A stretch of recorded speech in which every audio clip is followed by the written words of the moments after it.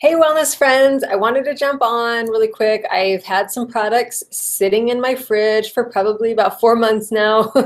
And I just thought today's the day. I need to get on and share this information so I can chuck these products in the garbage. So just kind of a backup story.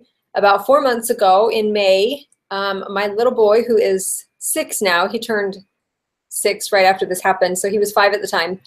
We were out of town and he woke up with his whole side of his face really swollen. And I was like, he obviously had an abscessed tooth. Luckily, I was able to call in or have an antibiotic called in for him. And this is only the second time he's ever had an antibiotic. So this isn't something we rely on hardly ever. We usually try to just keep our kids healthy and their immune systems up so we don't have to rely on antibiotics ever.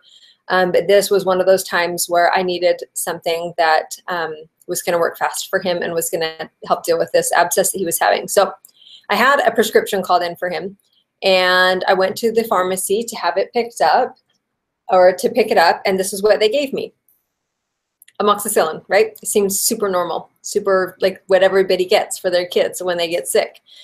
The thing is that after I gave it to him, he started acting really crazy. And it was almost like he had red food coloring. And I was thinking to myself, why is this kid acting like this? I can't think of anything that has red food coloring. So I was like, oh, maybe that medicine has some in it. You know, it is pink. So I went online and I did some research and checked around, and because it's not on the bottle. It wasn't on the insert as far as if it had red food coloring in it. So I went online and I did some searching, and yes, it does have red food coloring in it, and that is what sets my son off, which I discovered about 4 years ago when he was 2.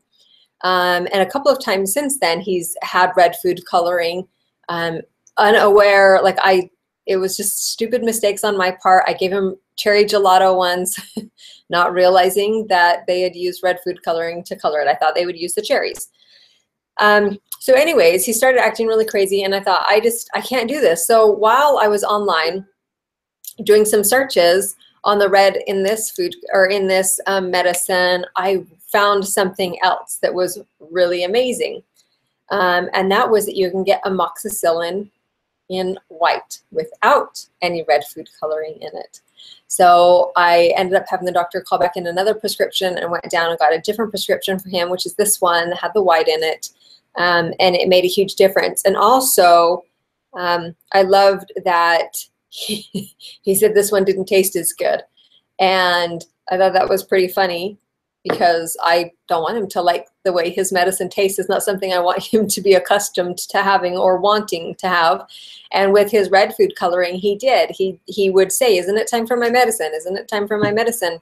And he wasn't as eager with his white medicine to take it. So that was something I was really excited about finding. You have options. You don't have to give them red food coloring.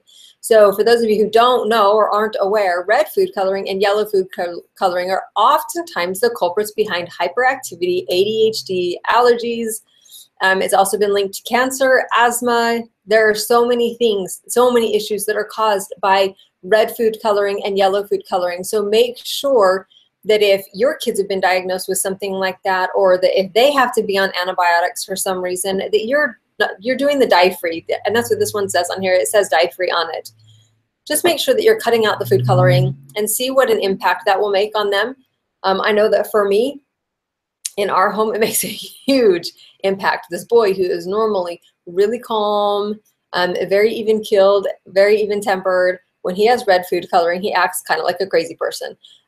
He's hyperactive, lots of questions. It's just like he just all the time. And it's a lot, because that's not normally how he usually is. And so anyways, I just wanted to jump on and share this quick tip with you guys so that you're aware that coming into the sick season, if there is some reason why you guys need to have your kids get on antibiotics, you have some options available to you, so you don't have to give them the junky red food coloring one.